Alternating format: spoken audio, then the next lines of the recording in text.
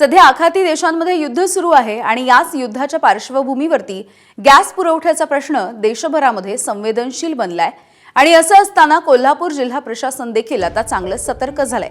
व्यावसायिक गॅस लवकरच सुरळीत होईल अशी माहिती कोल्हापूर जिल्हा पुरवठा अधिकारी मोहिनी चव्हाण यांनी दिली आहे। तर घरगुती गॅस सिलेंडरचा पुरवठा मुबलक असल्याचं देखील त्यांनी म्हटलंय। कोल्हापूर जिल्ह्यामध्ये खास करून गॅसची काय परिस्थिती आहे, घरगुती गॅसची काय परिस्थिती आहे, सप्लाय व्यवस्थित होतोय होत नाही काय? कोल्हापूर जिल्ह्यामध्ये एकूण साधारणतः 112 गॅस एजन्सीज आहेत। त्याच्यामध्ये साधारणतः 11 लाख इतके डोमेस्टिक कन्झ्युमर्स आहेत। आता जे काही 5 आणि 9 तारखेला जे काही सेंट्रल गव्हर्नमेंटनं जे काही हे काढलेलं त्याच्यामध्ये इसेन्शियल कमोडिटी ऍक्टमध्ये जे काही कंट्रोल ऑर्डर्स काढलेले आहेत त्याच्यामध्ये मग जो गॅसचा एलपीजीचा जो पुरवठा आहे त्यांनी कमर्शियलचा त्यांनी काही कॅटेगरीज सोडल्या तर त्यांनी तो बंद केलेला आहे आणि जो काही कमर्शियलचा जो गॅस पुरवठा आहे तो पूर्णपणे त्यांनी एलपीजीकडे तो डायव्हर्ट केलेला आहे।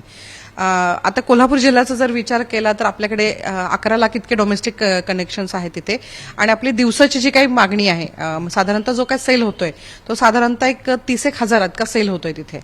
आता गेले जवळजवळ 8 दिवस झाला आम्ही त्याची स्टॉकची पोझिशन घेतोय तिथे आणि त्याबरोबर जे काही दिवसाचा जो काही सेल होतोय ते देखील आम्ही घेतोय। तर साधारणतः बिफोर वॉर जी काही सिच्युएशन होती आता ती पण तशीच आहे। म्हणजे याचा अर्थ काय की आपल्याला जेवढा पुरवठा तिन्ही कंपन्यांकडून येणं अपेक्षित आहे तितका आपल्याला पुरवठा होतोय तिथे आणि कुठल्याही प्रकारची टंचाई त्याची नाहीये।